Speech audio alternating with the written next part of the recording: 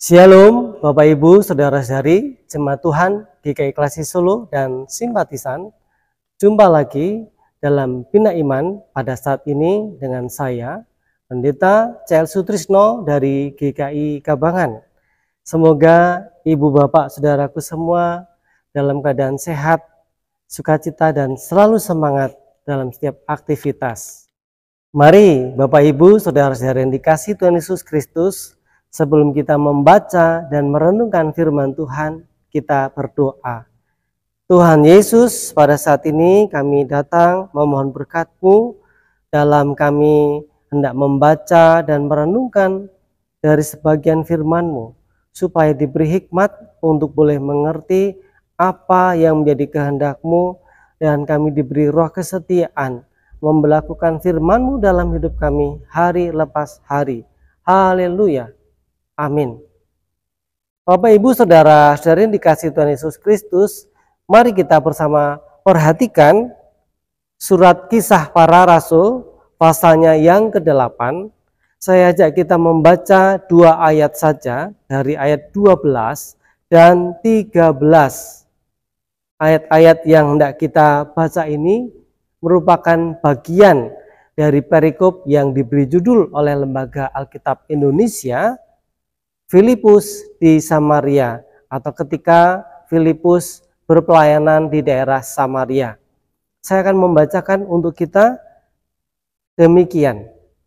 Tetapi sekarang mereka percaya kepada Filipus yang memberitakan Injil tentang kerajaan Allah dan tentang nama Yesus Kristus, dan mereka memberi diri mereka dibaptis, baik laki-laki maupun perempuan. Simon sendiri juga menjadi percaya, dan sesudah dibaptis ia senantiasa bersama-sama dengan Filipus dan takjub ketika ia melihat tanda-tanda dan mujizat-mujizat besar yang terjadi. Demikianlah sabda Tuhan. Berbahagia kita yang mendengar dan yang memelihara firman Tuhan dalam hidup kita hari lepas hari. Ibu Bapak yang dikasihi Tuhan, kita hendak merenungkan firman Tuhan pada saat ini yang saya beri judul, ujilah pelayanan kita masing-masing di hadapan Tuhan.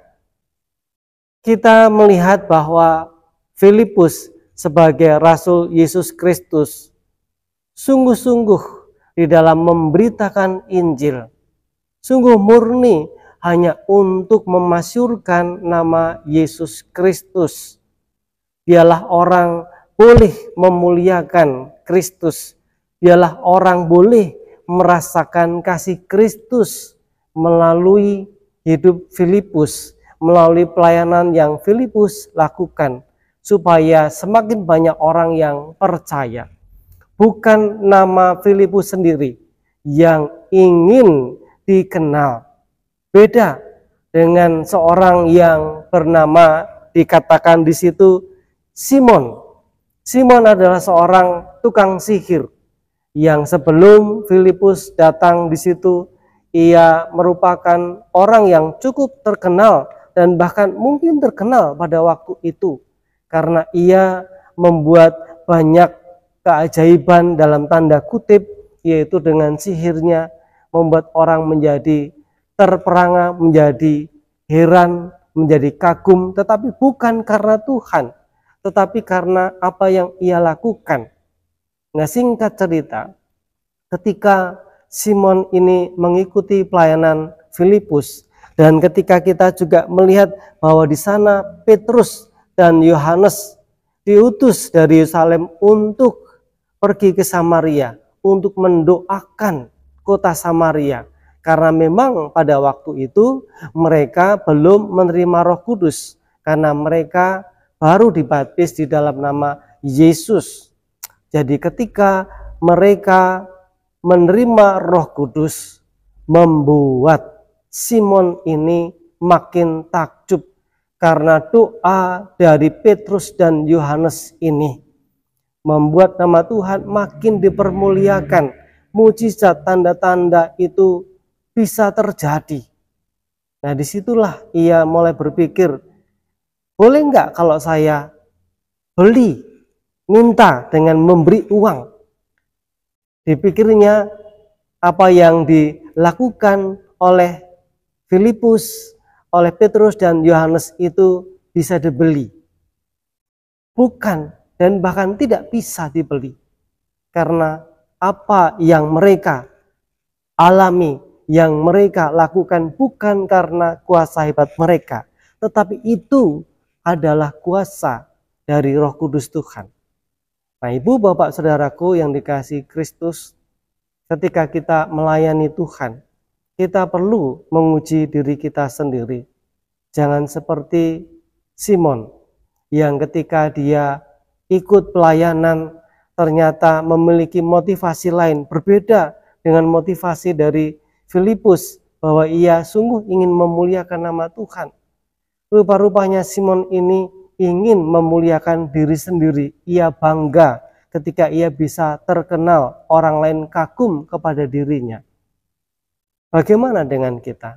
Ketika kita melayani, apakah kita juga sungguh-sungguh hanya untuk memuliakan nama Tuhan?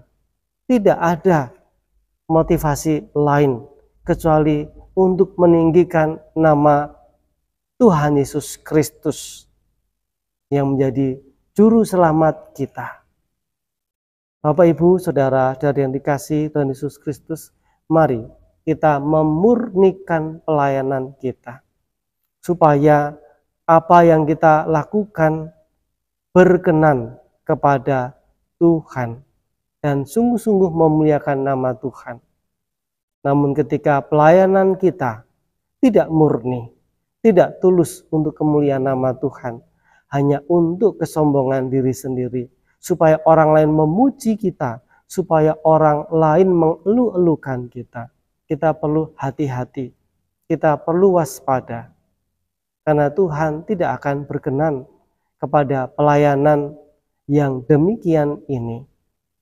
Mari kita makin sungguh-sungguh melayani di gereja utamanya hanya untuk kemuliaan nama Tuhan, bukan untuk kepentingan diri sendiri, supaya nama kita yang dipermuliakan. Tetapi biarlah nama Tuhan saja yang ditinggikan, nama Tuhan saja yang diagungkan. Semangat melayani Tuhan walaupun tidak mudah, karena kita tidak sendirian, Tuhan ada bersama-sama dengan kita. Amin. Mari Bapak, Ibu, Saudaraku, kita satukan hati di dalam doa.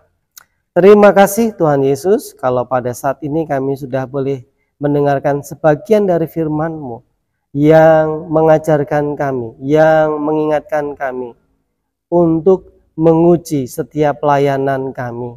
Apakah benar-benar, apakah sungguh-sungguh pelayanan kami ini hanya untuk kemuliaan nama Tuhan Yesus Kristus, atau di balik pelayanan kami ada motivasi tersembunyi untuk kesombongan diri, untuk kegagahan diri.